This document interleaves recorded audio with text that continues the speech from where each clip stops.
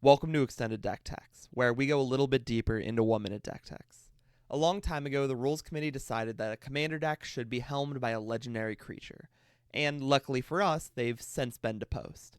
The Grim Captain is a hexproof, lifelinking, trampling, menacing giant that on attacks causes each opponent to sack a non-land permanent and reanimates either a merfolk, a vampire, a dinosaur, or a pirate.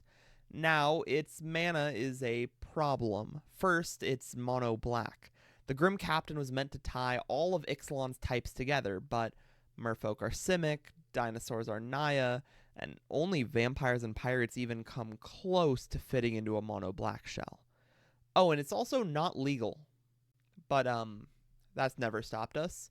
On its front side, the Throne of the Grim Captain is a legendary artifact that has very mediocre ability to mill yourself 2 cards. This serves to fill your graveyard up for its second ability.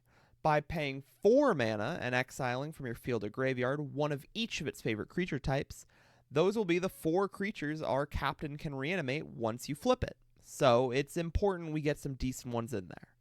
First, our best and brightest, the vampires. Anyone who's played Pioneer knows just how bad it feels to play against a Vein Ripper once it's been cheated out. A scary threat that feels horrible just to remove it.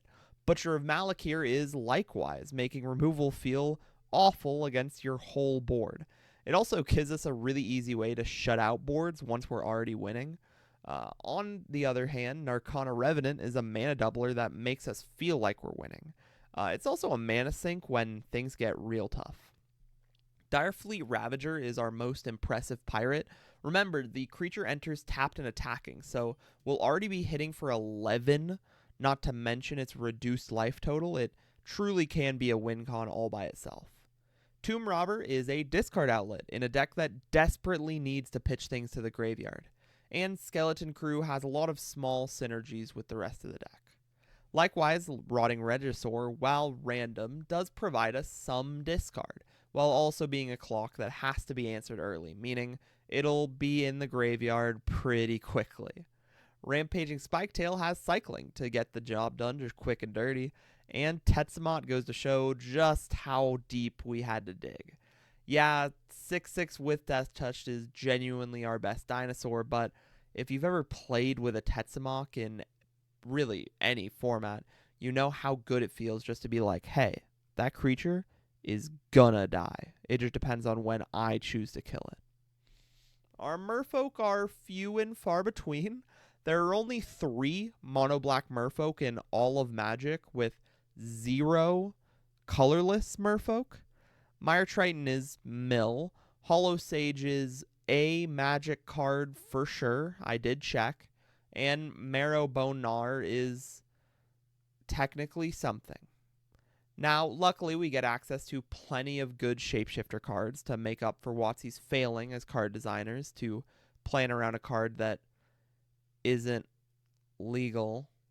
Importantly, our commander doesn't have to exile permanents from the graveyard, so Nameless Inversion can count for a missing creature type, while also being decent removal.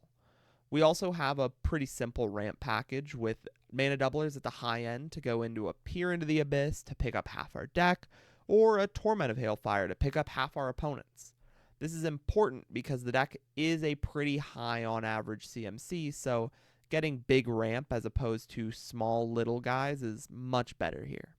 We also run the standard self-mill package, with Angel of Suffering being my favorite game of chicken to see if the opponents are going to try and mill you out by damaging you before you just flip the graveyard on them and win. Also, Milliken's cute. I have nothing else to say about Milliken. I just like him. Speaking of cute cards, we got a list of some really interesting techs. Demonic Covenant is card draw and self-mill, while providing us with a half-decent win con. Ascendant Evankar is a vampire doing its best Elish Norn impression, while also being Phyrexian. So, actually, I've never thought of it before, but is Elish Norn a callback? The creation of Avacyn is a weird way to cheat out creatures, as is Sorin, Imperious Bloodlord, making way for our huge vampires. The deck has a lot of really cool little synergies that you'll see the more you play it.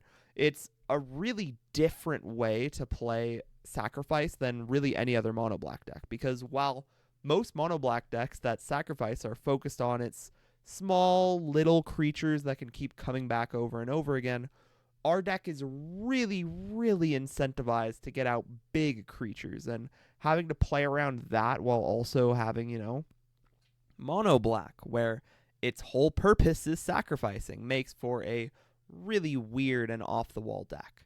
If you want to see the full list, you can check out our Mox field linked in the description. And this channel is pretty small, so if you found this video, please try to like, subscribe, and check out the other YouTube videos and shorts that we post here, because I want to be growing as much as I can, and with TikTok actually just getting decimated in 3 days, I think that this is probably where all of my content's going to be hosted from now on. So, thank you.